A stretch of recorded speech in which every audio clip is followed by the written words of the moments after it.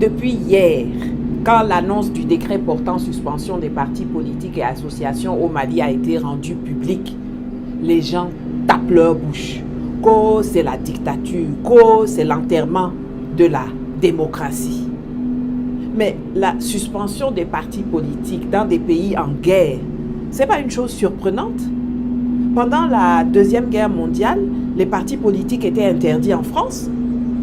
Depuis 2 ans maintenant, depuis mars 2022, Zelensky, votre idole là, a suspendu tous les partis politiques d'opposition en Ukraine. C'est passé crème.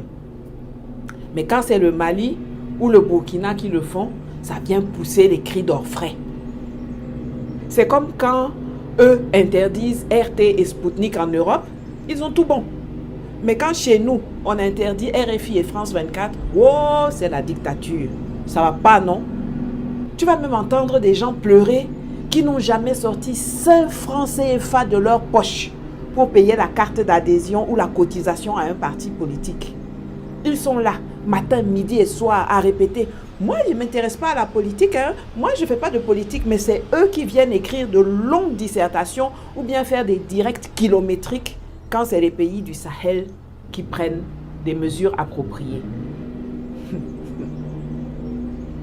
Les pays en paix, là, qui interdisent l'existence des partis politiques, ils sont là. Il n'y a aucun parti politique en Arabie Saoudite. Il n'y en a pas au Qatar, il n'y en a pas au Eswatini, là à côté de chez nous, il n'y en a pas aux Émirats Arabes Unis, etc.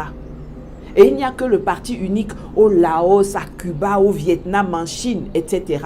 Mais chacun de ces pays-là se porte mieux que n'importe lequel des pays africains dits francophones. Jusqu'à vous prenez votre argent pour payer vos billets d'avion, pour passer vos vacances là-bas, pour faire du shopping là-bas, pour faire votre business là-bas, pour assister à des événements sportifs là-bas, pour vous faire soigner là-bas.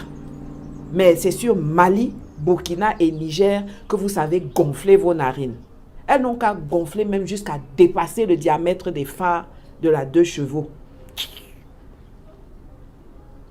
On suspend des groupuscules nuisibles et qui ne servent qu'à déstabiliser les pays, collaborer avec les terroristes, nuire aux intérêts des populations, semer les mensonges et la zizanie ou à enrichir leurs animateurs, des partis politiques qui n'existent que sur papier ou dont l'ensemble des membres peut suffire dans un taxi.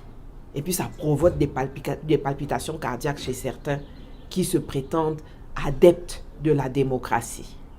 Mais quand tous les pays occidentaux, suivis par leurs moutons africains, ont interdit aux citoyens de sortir de chez eux pendant des mois, interdit même aux familles de se rendre visite, laissant des vieux mourir seuls dans des EHPAD, ça là, ce n'était pas un déni de démocratie, ce n'était pas la dictature, ou bien on a vu les fameux parangons de la démocratie décréter l'état d'urgence pour restreindre les libertés de leur population à cause d'une grippe.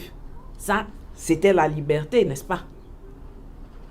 Quand on prend des lois pour mettre en prison des gens qui critiquent Macron et sa grand-mère, ce n'est pas un délit de liberté d'expression, ou bien? On a vu Macky Sall ordonner la dissolution de PASTEF, qui lui, pour le coup, est un vrai parti politique, avec des activités citoyennes et civiques, avec un projet de société, avec de la formation, etc. Mais on n'a pas entendu tous les cris qu'on entend aujourd'hui. On a vu au Tchad, la junte, comme ils aiment dire pour nos gars là. On a vu le junta Déby faire exécuter son principal opposant et détruire le siège de son parti politique. Qui a parlé au... Dis donc. Cessez de nous perdre le temps. Je dois aller faire mon sport. Juste un dernier message pour le colonel Goïta, le capitaine Traoré et le général Tchiani. Quand vous aurez gagné la guerre et que vous lèverez les suspensions, s'il vous plaît, limitez le nombre de partis politiques. L'empire Songhai, l'empire de Mali, l'empire de Ghana ont existé sans partis politiques.